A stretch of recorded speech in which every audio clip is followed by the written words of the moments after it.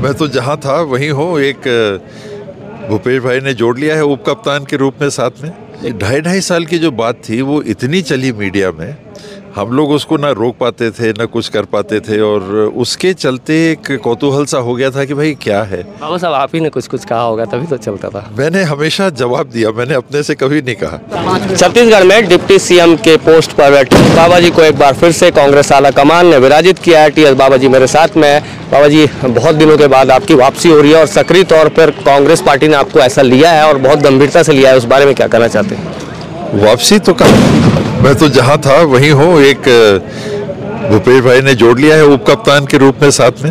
एक हाशिए की स्थिति पे थे, उसका काफी मर्म और उसकी काफी मलाल और काफी कुछ बातें आपके ओर से आती भी रही हैं। पंचायत डिपार्टमेंट भी आपने छोड़ दिया था, उसके बाद आज लिमिटेड समय बचा है, उसके बाद में अब ये स्थिति कांग्रेस संभालने की कोशिश कर रही है, ऐसा लग रहा है क्या? 2.5 साल की जो बात थी वो इतनी चली मीडिया में, हम लोग उसको ना रोक पाते थे ना कुछ कर पाते थे, और उसके चलते एक कौतूहल सा हो गया था कि भाई क्या है, चेंज होगा नहीं होगा। बाकी लोग पूछें कि कब क्या होना है, होगा कि नहीं होगा। उस स्थिति में मीडिया में इतना चला। बाबा साहब आप ही ने कुछ कहा होगा तभी तो चलता था। मैंने हमेशा जवाब दिया, मैंने अपने से कभी नहीं कहा।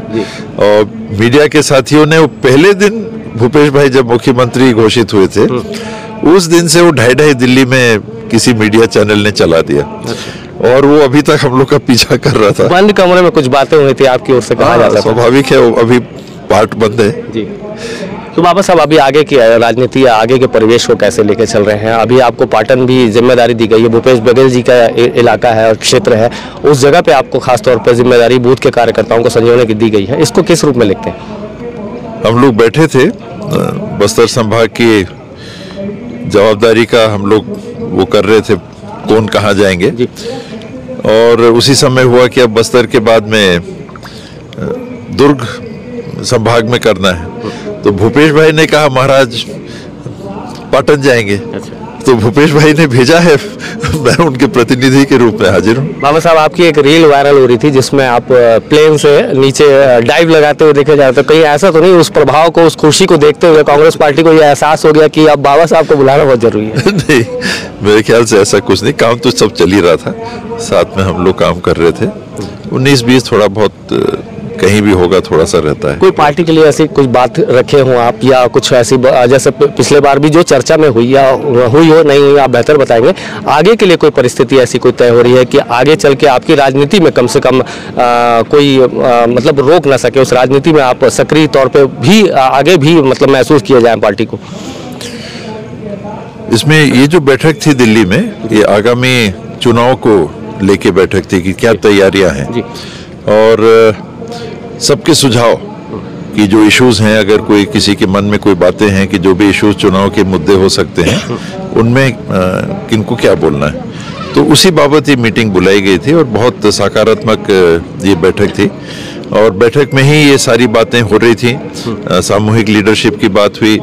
भूपेश हमारे मुख्यमंत्री हैं, राहुल जी ने भी, सबने ये बोला मुख्यमंत्री लीड करते हैं, मुख्यमंत्री लीड करेंगे और मिलके हम लोग सबको चुनाव लड़ना है। बाबा साहब आप हमेशा निश्चलता से, एक अंतिम सवाल है, निश्चलता से आप अपनी पीड़ा जाहिर करते रहे, और कभी कोई ऐसा लग रहा है कि अभी कोई पीड़ा है या फिर आगे सब कुछ स्थिति स्मूथ रहेगी? अंतिम सवाल। पीड़ा नहीं रही है, लेकिन एक स्थिति मीडिया में जो बनी हुई थी, मैं समझता हूँ कि अब वो पटाक्षेप हो गया। बहुत बहुत शुभकामनाएं हमारी तरफ से, आप डिप्टी सीएम बन गए हैं। और ये थे बाबा साहब और टीएस बाबा जी, जिनको कांग्रेस पार्टी काफ़ी समय से, लंबे समय से एक अदावत सी चल रही थी टीएस बाबा जी और कांग्रेस आला कमान की ओर से।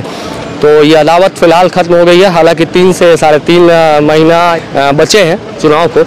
अब ये भी गंभीरता से देखना होगा कि टीएस बाबा जहाँ से आते हैं, सरगुजा के राजा रहे हैं, और वहाँ से जाते हैं तो पिछले बार का जो कांग्रेस का जो फतह रहा है, कांग्रेस की जो लीड मिली है वो बस्तर इलाके से और सरगुजा बेल्ट इलाके से मिली है।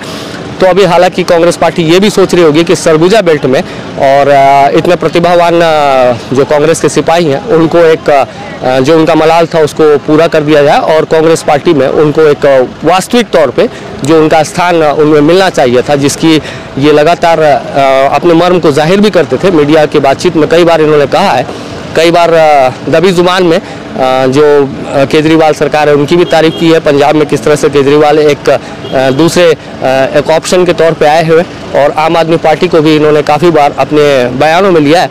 तो इस तरह से ये कांग्रेस पार्टी का निर्णय है।